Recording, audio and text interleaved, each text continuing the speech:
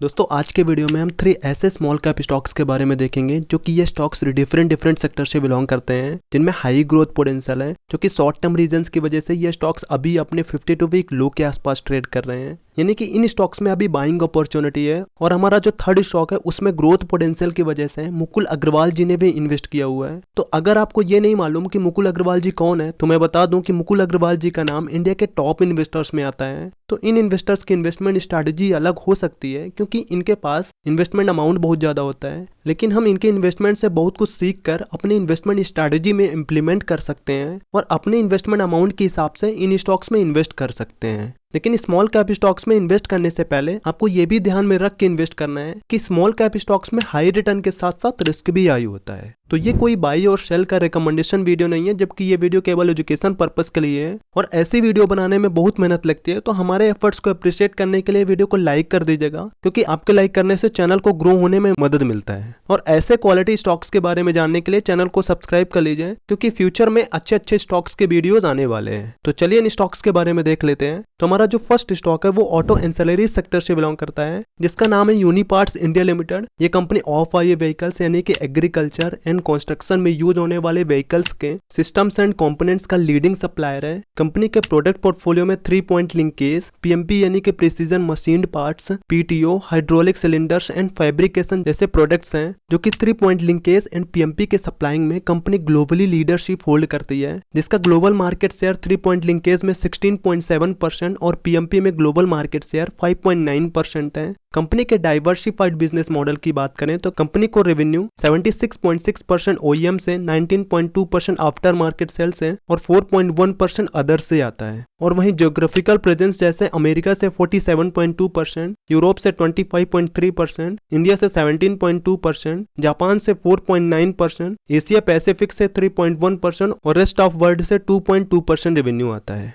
इसके फंडामेंटल की बात करें तो कंपनी का 3 ईयर का एवरेज सेल्स ग्रोथ 20% और 3 ईयर का एवरेज प्रॉफिट ग्रोथ 111% है, जो कि बहुत सही है। लेकिन कंपनी के सेल्स में 2018 से 2023 तक केवल 74% का ही ग्रोथ हुआ है, लेकिन वहीं प्रॉफिट देखेंगे तो 10 टाइम्स से भी ज्यादा ग्रोथ हुआ है, जिसका मेन रीजन है कंपनी ने अपना एक्सपेंस रिड्यूस किया है, जिससे उसके ऑपरेटिंग प्रॉफिट मार्जिन में अच्छा ग्रोथ हुआ है। इसका अभी स्टॉक पी 16.5 है, जबकि इंडस्ट्री पी 31.3 है, यानी कि ये अभी अंडर वैल्यूड स्टॉक है। जिसका return on capital employed, return on equity बहुत अच्छा है। कंपनी के ऊपर केवल 14 करोड़ का डेट बर्डन है, जबकि रिजर्व 454 करोड़ रुपए अवेलेबल है। इसका डिविडेंड यील्ड 2.46% है और ये अभी 52 वीक हाई से अच्छा डिस्काउंट पे मिल रहा है। इसमें प्रमोटर की होल्डिंग 65.66%, एफआईआईस की होल्डिंग 3.33%, डीआईएस की होल्डिंग 11.04% और पब्लिक की होल्डिंग 19.98% है। यानी कि इसके कंक्लूजन की बात करें तो इसका बिजनेस मॉडल और फंडामेंटल बहुत अच्छा है। तो अभी ये 578 पे ट्रेड कर रहा है।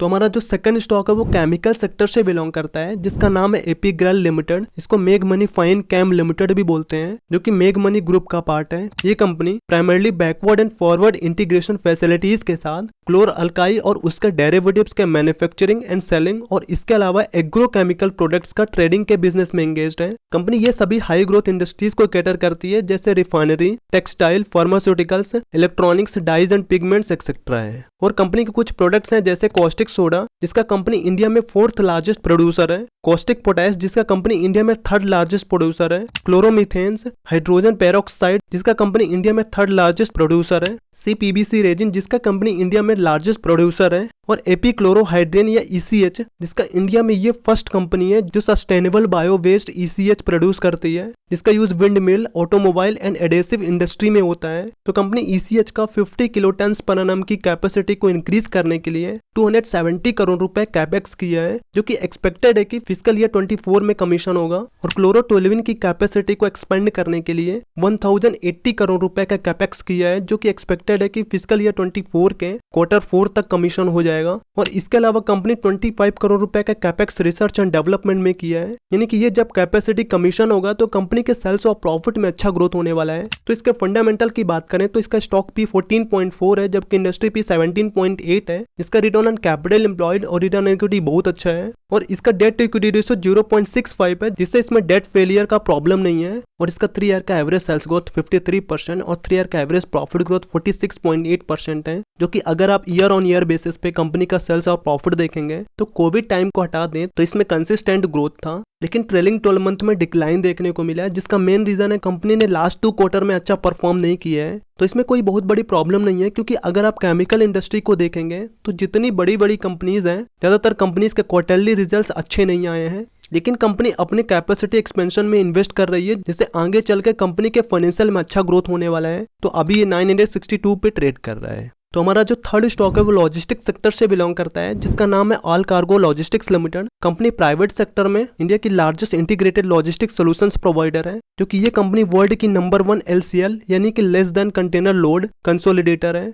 और इंडिया की नंबर 1 CFS यानी कि कंटेनर फ्रेट स्टेशन ऑपरेटर है, जिसका एक्सेस 180 कंट्रीज में है और 50 ग्लोबल मार्केट्स में door to door services offer करती है। कंपनी के पास ग्रोथ पोटेंशियल इसलिए है क्योंकि किसी भी कंट्री की इकोनॉमी में लॉजिस्टिक्स सेक्टर का इंपॉर्टेंस बहुत ज्यादा होता है, इसीलिए इंडियन गवर्नमेंट लॉजिस्टिक्स सेक्टर में हैवी फोकस कर रही है। तो आई थिंक इसीलिए मुकुल अग्रवाल जी ने सितंबर 2021 से अभी तक ये शेयर लेके रखे हुए हैं और इसमें मेजोरिटी होल्डिंग प्रमोटर्स के पास है। FIIs और DIs ने जून क्वार्टर में अपनी होल्डिंग इंक्रीज की है, तो इसका स्टॉक भी इसके इंडस्ट्री बी से कम है, यानी कि ये अभी अंडर वैल्यूड स्टॉक है। इसका रिटर्न ऑन कैपिटल एम्प्लॉयड और रिटर्न ऑन इक्विटी बहुत अच्छा है। हालांकि कंपनी के ऊपर 1180 करोड़ रुपए का डेट बर्डन है, लेकिन इसका डेट टू इक्विटी रेशियो 0.42 है और कंपनी के पास 2765 करोड़ रुपए कैश रिजर्व्स अवेलेबल है, जिससे इसमें डेट से रिलेटेड कोई प्रॉब्लम नहीं है। और कंपनी डिविडेंड भी अच्छा देती है, जिसका डिविडेंड यील्ड 1.23% है। कंपनी ने लास्ट 3 क्वार्टर में अच्छा परफॉर्म नहीं किया है, लेकिन कंपनी के सेल्स और प्रॉफिट में ईयर ऑन ईयर बेसिस पे देखेंगे तो 2020 से ट्रेलिंग 12 मंथ में 2 गुना से भी ज्यादा ग्रोथ हुआ है। तो ये अभी अपने ऑल टाइम हाई से 42% डिस्काउंट पे मिल रहा है। तो जैसे मैंने पहले भी बोला कि ये कोई रिकमेंडेशन वीडियो नहीं है, जबकि ये वीडियो केवल एजुकेशन पर्पस के लिए है। और ऐसे क्वालिटी स्टॉक्स के बारे में जानने के लिए चैनल को सब्सक्राइब कर लीजिए, जिससे आपको अपडेट मिलता रहे।